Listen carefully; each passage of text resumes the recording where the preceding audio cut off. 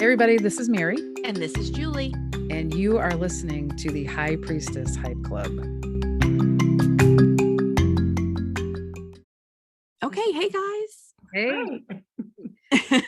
Part of what the High Priestess Hype Club is doing for season 2 is bringing on folks that have connections, allies, and just supporting the LGBTQIA plus community. We wanted to add a bit of a social justice component to what we're talking about. And so, Robin, we're really excited to have you as our first guest. Julie, I know the two of you have been friends for a really long time, and we just, we felt like you would be a great guest to help folks be allies and to be comfortable. So welcome. Thank you. Thank you. I appreciate that. Someday I'm going to meet Julie in person and give her the longest, most uncomfortable hug. And it's going to be amazing. It's going to be awesome. I'm so excited. We will make it happen. Definitely. Yeah. We'll have a conference or something. Yeah, that sounds good. Look, and I just love that, we're of the age and time that you can be friends with somebody online for 20 plus years and see them get married and have kids and all this kind of stuff. And we can actually be really close. And then I'm like, oh, we've never met in person, but who cares? It's totally fine. Isn't it wild? Proximity is not necessarily actual closeness. So I think it's, girl, if that's not the truth. Yeah. Yes. So, Robin, can you tell us a little bit about yourself, how you got involved? I know you've been a writer, you've gotten an award from Focus Magazine. Tell us all about yourself, please. So currently, I am a wedding officiant for my LLC called Marry Me Robin. And I got started doing that in 2019. At the time, I was writing for Focus Mid-South, which is a magazine for the LGBTQIA plus community and its allies, kind of serves as a bridge, hey, what's going on? And are these people regular people, And I really enjoyed doing interviews for them and becoming involved in the groups that I learned about through doing that. And then via the community, I learned in 2019, the Tennessee legislature to outlaw marriages by online ordinated officiants. So I went and I saw where American Marriage Ministries was going city to city and just ordaining anyone who wanted to in person. And I thought, well, maybe that'll come in handy one day. So I did that, and I just put it on my Facebook that I had done it, and some friends shared it with someone who needed an officiant, and just kind of word of mouth. And I've been doing it for a few years now, and decided to just kind of make it my only gig, which I love. It's always happy. Weddings are always happy. It's so fun. Yeah. That's like awesome. being a florist that delivers flowers, but only for new babies or graduations. It's really fun. But yes, I did win the Ally Award from Focus Mid-South. I did volunteer a lot in the community. I worked with Out Memphis, answering their phones and sorting clothes and stuff like that. And I was a member of the Mystic Crew of Pegasus Memphis, which is Memphis's only Mardi Gras crew. And it started as largely an LGBT, plus group, kind of everyone is allowed. And gosh, various and other sundry things. I go to fundraisers and volunteer with Friends for Life. And I was kind of like a sweetheart for Hoist, which is our Men of Leather group here. Yeah. So, leather daddies, Mr. Slave from South Park.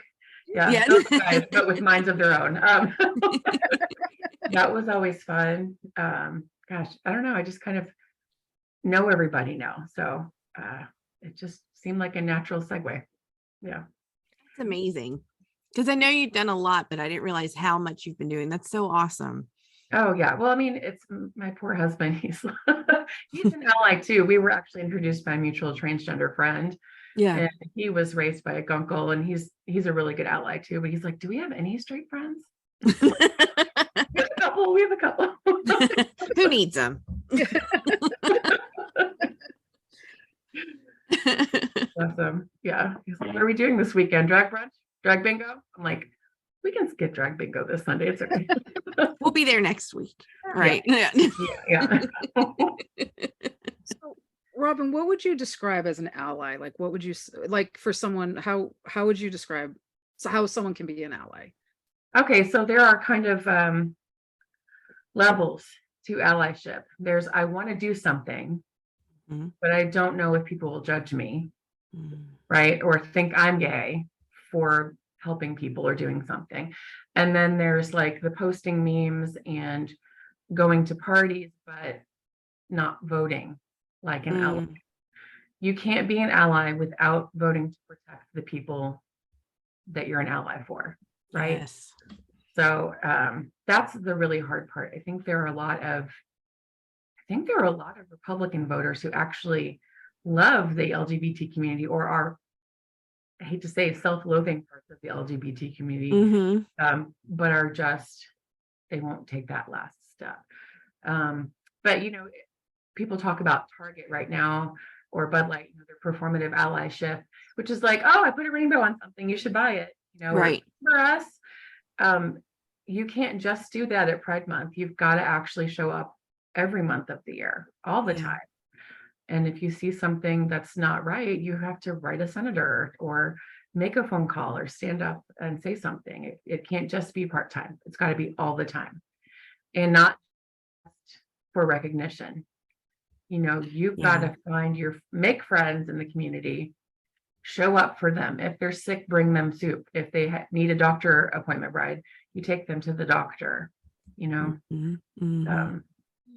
I have very, very close friends in the community, very close friends who tell me things they don't tell anybody else. And, adopted children who are full adults, because there are a lot of people in the community who don't have relationships with their parents anymore because of stage 2.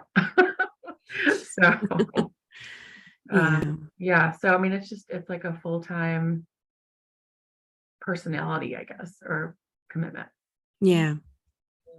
We know in Tennessee right now, there's been some laws passed, which is unfortunate. How are you all feeling about that? Has the work changed or morphed, or is it you're still doing the same things?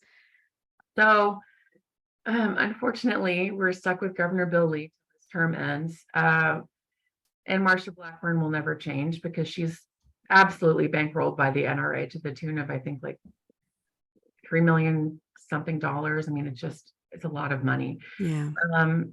And Tennessee is just one of those places where, unfortunately, people are not as educated as in, I guess, more densely populated spaces. So we've got Nashville, which is blue, Memphis, which is blue, even like Knoxville is pretty blue because it's a college town, right? They're educated. But we have more people who are rural than we do in the cities. And as long as we do, it's going to be really hard to not have bigoted, churchy Republican legislation because people believe more in what their pastor says than what a school teacher says or what a scientist says. So, I mean, we experienced that with the COVID vaccine. My husband is from a small town in Northwest Tennessee, and he lost 30-something friends to COVID. Wow. Because they would not get vaccinated because their preachers told them not to. Oh my gosh. Yeah. So it's like that. Yeah. But no, so we're always fighting, always fighting. One of the big bills that people are talking about and that made national news is the drag bill. And the wording is so vague, and I think people are worried that it will really push drag just fully back into smoky bars, and that's it. We have a lot of, family-friendly drag brunches at like the Hard Rock Cafe and the Atomic Rose downtown, which are not 21 and up venues. Friends of George's, which is the group that got the restraining order against the bill for Tennessee. They're based in Memphis, and they are a charity organization. George's was the gay bar on Beale Street in the 1980s, and all the drag was at George's. It was a fantastic hub for the community. When that closed, they had a reunion several years later, and I think raised something like $10,000 with drag and parties. I mean, every party is a fundraiser in this community. So they decided to book the Evergreen Theater and put on variety shows and write plays. They do a Christmas play every year. And it's all these drag characters, and it is the most fun. Yeah. But every show raises thousands of dollars for charities and organizations that affect our local community and impact the LGBT community, like Choices. It's like the Choices Mid-South Center for Reproductive Health, which was the first clinic in Tennessee to both have abortion and a birth center. Wow. And hormones for transgender people. Right. It's a great group. I mean, Mid-South Pride, they need all the money in the world just to get the word out and like keep the family together, you know? Yeah. So they went, and a civil rights group from Memphis, a law group. If you're on TikTok, Lissa Jo Stewart is the one from TikTok who came and joined that group after she passed the bar, and she's fire. She will smugly sip a bourbon and tell you the real shit. Following immediately, like going to follow nobody's immediately. Yes. And we'll put her TikTok in the show notes too, Awesome. so people can go find her. Awesome. She's great. So right now they got a week stay of that bill, and then they had it extended. And so like right now it is in federal court again, and the federal judge has stated, I want to have this done by June 2nd, because Pride Fest is June 3rd. Yeah.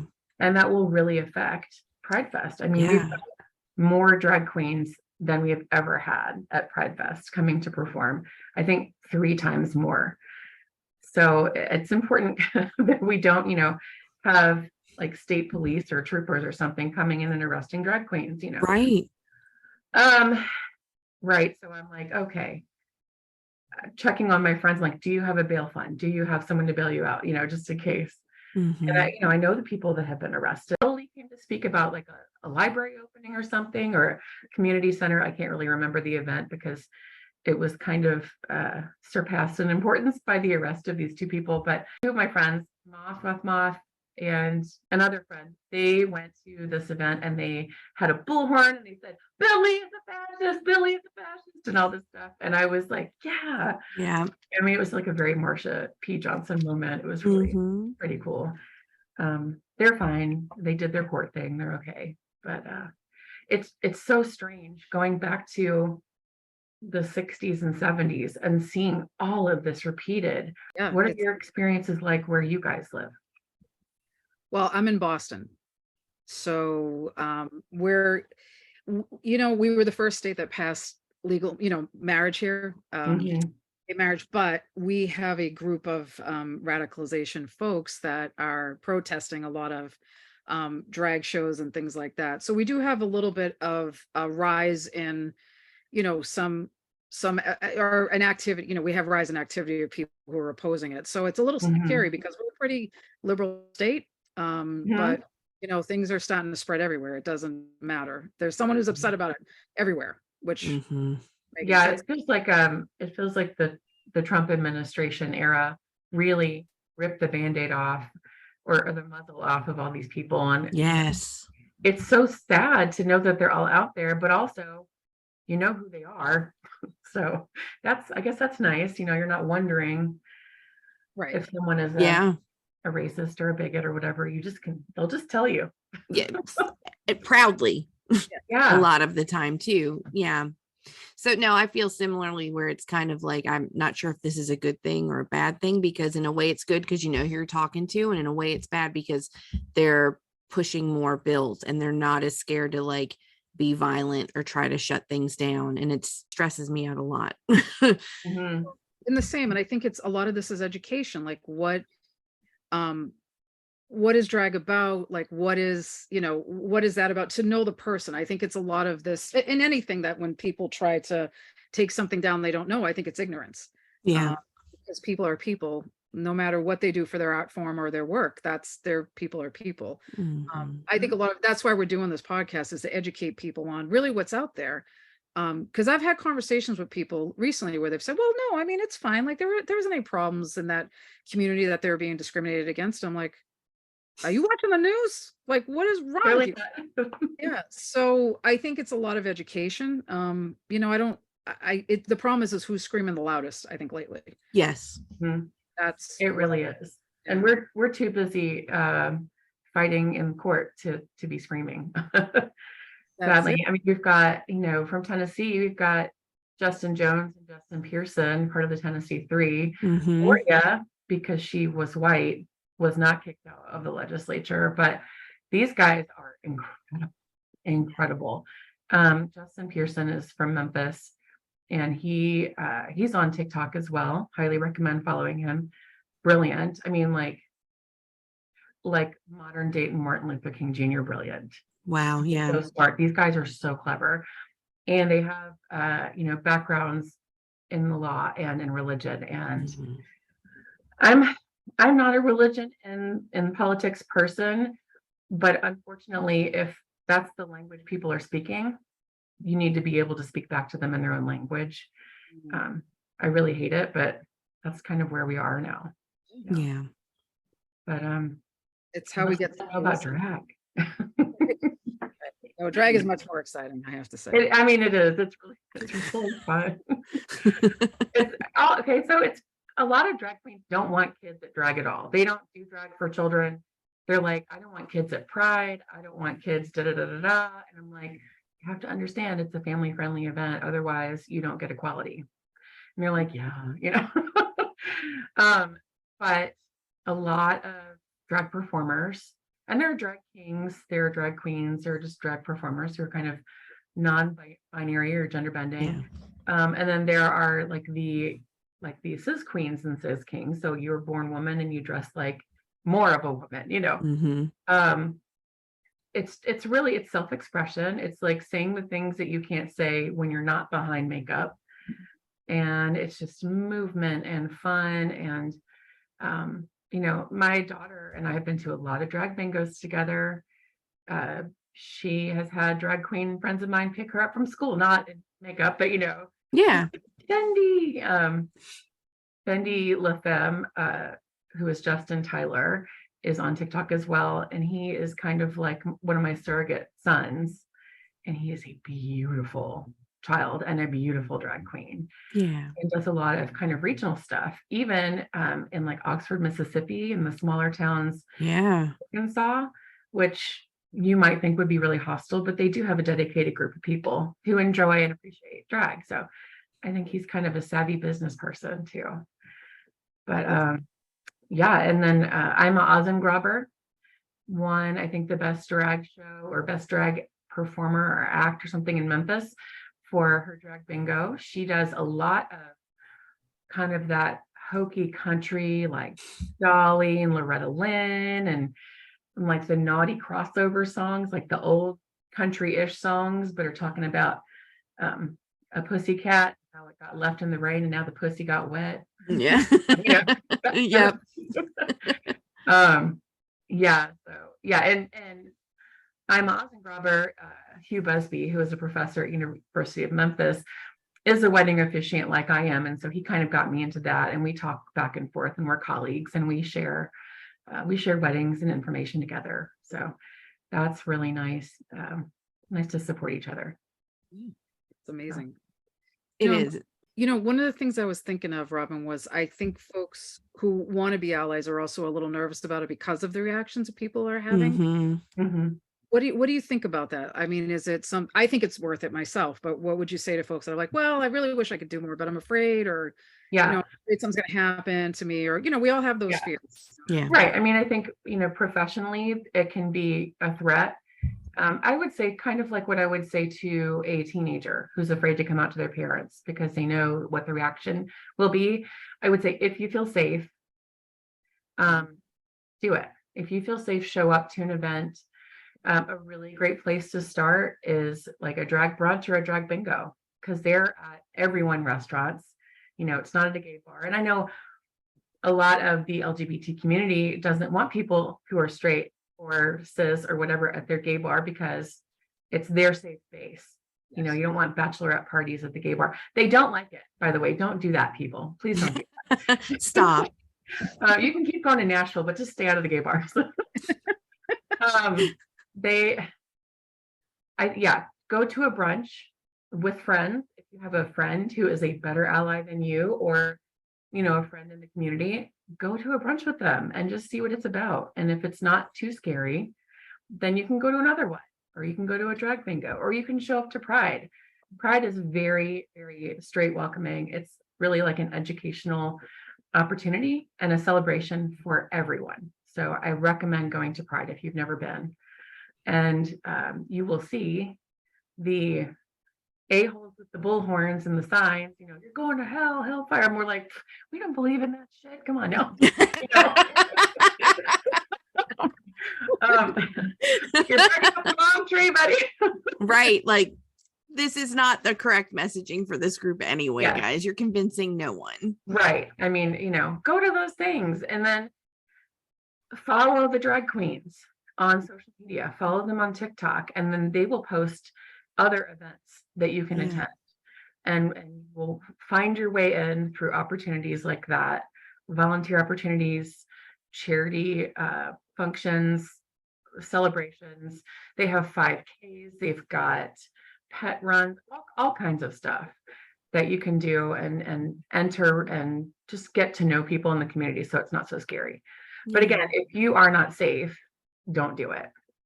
If you want to go so badly to a drag brunch, but your husband is going to beat you senseless when you get home, don't do it. Just don't do it. Right. You've got other issues to worry about. You just worry about you. Yeah. Unfortunately, that's a lot of the fear, I think. And just people don't understand. And then a lot of the homophobia and transphobia is because men are attracted to trans women and they're scared of that and they don't want to be gay. Yeah. And that's not gay. It's just Right. a different woman, right? It's, I don't know, it's so bothersome, but I don't know. I think we have to keep educating. And despite all the backlash for people like Dylan Mulvaney on TikTok, who took one picture with a Bud Light on her own account, people lost it. Right. Stay out there anyway. Just do it anyway. Take your breaks, of course. You've got to take care of your mental health first, everyone. But especially, I think, trans people, drag performers, gay people who are constantly under scrutiny and constantly being criticized just for being alive. Yes. So stupid. Yeah. Yeah. I mean, you look at someone like Sasha Colby, who just won Drag Race 15. I mean, she is absolutely beautiful, stunning. I mean, I can understand, while everybody could be attracted to her. Mm-hmm. But I think once people find out she's a trans woman, sometimes it's like, but she's just being her, Right. Right. And you hear people talk, oh, who's your like, if you had to with a guy, who would it be? Every straight guy ever would do it with Ryan Reynolds. I'm sorry. That's like every straight guy's guy pass. You see it everywhere. So, like, that's okay, but Right. I have to give a lot of props though, because that is so much work. The wigs, the styling. I mean, you've got to find your makeup style. Sometimes people have a dedicated dress designer that they love. My friend Fendi, Justin, he is finally opening or getting a retail space so that he can expand his business. But he has dressed Miss Gay US of A and like so many other people, and makes really beautiful, stretchy, gorgeous garments for drag queens. Really, really pretty. It's just a lot of work. And it's expensive. Makeup's expensive. One of my friends who is a drag queen told me what to buy. He's a makeup person at Dillard's. And hi, Iris. And and I still buy the same stuff to this day because I'm like, oh, that works. Right. I found a dupe for the eyebrow stuff though, because that was very expensive. But yeah. I don't know. But they will tell you, like your mean best friend, they will tell you if you got your tag sticking out or you missed the back of your hair or or your bra strap showing or something like that. Right. Like your Virgo BFF who's just letting you know, but to make you feel, but we're taking care of you here. Yes. I want to do an aside. If you are to a drag performance, drag bingo, drag brunch, any of that, you must know the drag etiquette. And that is, do not take their space. This is not your stage. If you're a bachelorette or a girl, it's your first time or whatever, don't get up there and try to like twerk up on a drag queen, because they will call you really rude names and you will be embarrassed for the rest of your life. Let them perform, hold up your tips. Usually a $1 bill per dance is awesome. And then that's like literally it. Just stay off the stage. I think that's great to know, though, because it's kind of like, okay, how do you step into doing that if you've been too nervous to go out? We have lived here in Richmond for a very long time. I also have a very introverted partner, like husband, and got some nice social anxiety on top of things, like due to life events and everything. So I have been very in my own bubble for a long time. And it is kind of like, how do you step out into that, especially when you don't have a lot of ties to the community? And I think that we're trying to find things like that as well. Luckily, in our neighborhood, we have our farmers market. They have the safe space market twice a month, which is run by a trans man who is very active in the community. We have those all the time. It's been a really nice space to step into and meet people and make friends with people who just live in our neighborhood. And it just feels like we're starting to get in there a little more. Good. And not just falling back on the idea, because I know that for me, I've had a harder time pushing out further due, especially like once pandemic and 2016 and all of that, with all the pushback I was getting from like people I love being on the more like progressive side of things. You start to get kind of like smushed down. I got kind of smushed down instead of some people who are like, well, F that, like, I'm going to be louder about this. And I have some guilt and shame, I guess, around that. But I also am like, you know what? You're where you are now. Right. So like, what can we do now? Yeah. We're all growing all the time, Julie. Yeah. I mean, all of us. And that's everyone's first response to criticism is to, that's everyone's response. That's totally natural, safe response. It goes against everything in us to be an ally, because it's not the safest or easiest thing. It is really fun, though. I will say it's really, really fun. Super fun. And like almost so fun it's exhausting, but your response is totally natural. Anyone would feel that. You're on a playground and like, ew, you played with Karen, gross, you're stupid, like same thing. And people are the worst. They really are. I just want them to be nice. Oh, go ahead, Mary. I'm sorry. No, it's true. We want them to be nice. And I think it's a lot of driving your own lane. Like if you don't want to go to a drag show, that's fine. Don't. But I want to go to a drag show. You know what I mean? My friends want to go to a drag show. Right. So why are we going to shut everything down? Right. Don't go. I'm not. I mean, kids. The recent drag show I went to sold out. It was amazing. They were amazing. Beautiful, talented, and we all had our dollar bills up. I got the drag because that was my first real drag event. So I got the etiquette, I had my dollar bill up and everything. Good. The loveliest. We went out, talked to folks afterwards. They were great. I mean, it was a really good time. But I think it's, if you don't want to go, then I want to go. So that's it. You go, I'll go where I want to go and enjoy myself. It's just the laws and what's passing right now is really frightening to me, because you don't want to see drag performers get arrested. You don't want to see an art form that's really it's censoring art, which is it really is. It's art. It's not a crime. Drag is just art. It's performance. Next time you go, get pictures with the drag queens, tag them on Facebook, tag them on your Instagram, just get their faces out there. I mean, it's advertising for them. And also it's just normalizing it. Every picture you have, everything you post, it just makes people like a little less sensitive about it. Hopefully. And honestly, I think it's got to be, there's some bravery involved with that, right? You said like allyship isn't easy. So there's some bravery to say to people maybe that you love, like, well, this is what I believe, and that's it. I mean, I know this is what I believe. I mean, it can cause some like, splits within families or people that you love, but it's also like human dignity. That's how I look at it. It's human. Absolutely. Yeah, 1,000%. And I feel like that's part of why, like when we were talking about doing this and like adding it into the podcast, it's like, I have to start doing something. And you and I are really safe together. And I was like, I love Robin, and I like, I love you. it's, oh, yay. But it's also like, I guess it is a step into doing that and being like, you know what? If you disagree with how I feel about this, this is going to say whatever.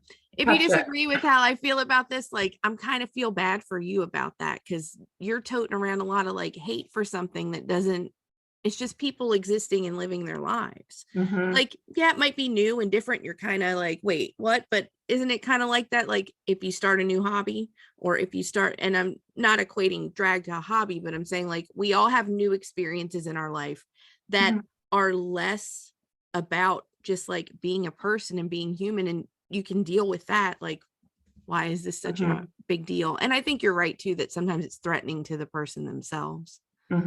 But also so often we in the South particularly, we like to say, that senator does protest too much. I'm just saying. Right. We know things about people because we have friends who were in that airport bathroom and saw what happened there, Senator. There's more than one, like, yeah. And it's people that that you grew up with, that I'm like, how did we have such entirely different experiences? It's just really wild to me, but it is. Yeah. But I've got Republican parents. Same.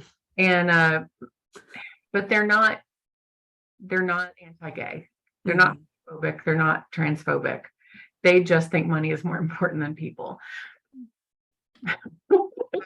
So it's kind of, I don't know. I love my parents, and they're still supportive of me. They are very proud of me and the work that I do. They are very proud of my work with the magazine and the awards I won, and my volunteerism. And I think my mother has kind of evolved into someone who just wants to see her daughters happy finally, which is amazing. Great. Amazing. But I don't know if either one of you was raised by country club wasps. But everything in your early 20s, late 30s is about, are you doing the things in the order that we're supposed to do? Like, are you going to college? Are you going to get married? Are you going to have kids? Are the kids going to be pretty and go to church in like little smocked outfits and all that stuff? And oh yeah, I did that. I paid my dues. So now I'm just doing whatever I want. There you go. Yes. That's amazing. And that's amazing that you have supportive, parents that are like, hey, we just want you to be happy. They really are they're great they're really, really great for Republicans. Oh yeah, I'm sure they're wonderful. That's what I mean. It doesn't matter what your political view is. It's just understanding that, everybody's got their path, and enjoy your path. Like that's really it. Yeah. So, yeah. So what would you say about folks that are like, well, I don't want to volunteer, things like that, but giving money? Like if folks are like, I'll put some money in, do you have any recommendations for groups? Absolutely. Google your local AIDS organization. In Memphis, we have Friends for All, which used to be Friends for Life. And they help people with HIV and AIDS. They do HIV prevention. They've got a clinic with free PEP and PrEP, which is pre-exposure prophylaxis and post-exposure, which is not just for the penis having community. It's actually, I've got a friend, unfortunately, whose friend's daughter was raped, and they wanted to charge her like $1,000 for a post-exposure prophylaxis pill so she wouldn't get HIV. And I was like, what? And so she called me and she goes, people like this. I was like, yes, go to the corner, send her to the corner right now. And they helped her for free. I was like, that is absolutely ridiculous, especially considering Memphis has one of the highest new rates of HIV in the country. It is absolutely crazy. And, most of my friends in the community are on PEP or PrEP, but it's not just LGBT people, right? It spreads in the uneducated, the people who can't afford medical care, the people who don't care enough to test, it's just, or don't know where to test. Yeah. It's really unfortunate. So I feel like part of that AIDS HIV group is education as well. Another one they could donate to, find your local community center. For us, it is Out Memphis, and they have education programs for teens all the way up through seniors. They've got book clubs and potlucks, and they do a lot of services. They've got, as part of that organization, they have Metamorphosis Project, which is like an emergency shelter for youth and young adults who are housed by their parents. So they've got a place they can go. We have a number of emergency people like, oh, hey, you're in East Memphis. Can you have someone stay with you tonight in a safe space? Yes, we'll bring them in tomorrow. And they have a place where they can make like a transitional life work, right? So Yeah. job counseling, and then they'll have mental counseling, and they can get clothes, they can get food, and have a place of their own for a while until they can get on their feet. That's really important. Yeah. So almost every big city will have a community center, like an LGBT community center. Just Google it. In Memphis, I love Friends of George's. That's that group that's suing. Yes. And then I would say every city is also going to have probably like a Pride Commission. Okay. So they will put on your Pride festivals, and they will support education and funding for, programs and, fun stuff too. Almost every city has those things. They'll have like an HIV group, they'll have Pride, they'll have a community center, but go to those drag shows, follow those queens, follow the queer people that you meet sitting at the bar by yourself, Julie, because you're going to go to the bar by yourself. Go to the show. Okay. Make a friend, do some shots or something, and make friends. Yeah. And they'll tell you who to follow wherever you live. But there's stuff everywhere. Yeah. Just Google, go on Facebook, go on the Pride group for your city, and then they'll probably have links to other events. I appreciate that you could lay that out that clearly, because in a way it's like, oh, duh, there's got to be a Pride group. But like, if you're not in the community yet or not sure how to, right, you don't think about like, oh, I should just Google this. Like, oh, that exists. That's great. Yeah. Another one we have in Tennessee, and it's really important because they do help fund the legal aspect of things, is Tennessee Equality Project. Yeah. They're doing kind of what the ACLU does, but more locally and quicker. So they need your money. TEP, tntep.org is their website, I believe. So Robin, how can people find you? If people had questions, or if they're getting married in, Tennessee, how can they find you? Oh, sure. So I've got marrymerobin.com. That's my website. Marry Me Robin LLC is my TikTok. On Instagram, it's marryme.robin. And I'd be very happy to get communication through those avenues and help you out if you want to get married, or if you have questions about getting married in any state, because I can do it in any state. Oh, that's amazing. Awesome. Yeah. Yes. So reach out to Robin if you have questions. And Robin, we really appreciate you being here today and chatting with us. I mean, I know it's such an important topic, and taking the time to educate us. So we really, really appreciate it. Thank you. I really appreciate you taking the time for this topic and educating people. That's some allyship right there, girls. Hey. Good job. It's that easy. It's that easy. Yeah. Thank you. You're doing awesome. I appreciate your work. Thank you. We appreciate your work. Namaste. I'm glad that we all had this time to talk, and I'm excited for us doing more of this in the future. And if anybody wants to comment or has any questions, either for us or Robin too, but remember, you can find us at High Priestess Hype Club on the Instagram, Facebook, TikTok. You can email us at highpriestesshypeclub@gmail.com. Hypeclub.live is our website. And remember, you can go to our Spotify page and leave us a voice message and talk to us about whatever you want, and maybe even be on the show. Well, thanks, guys. Remember, you are magic.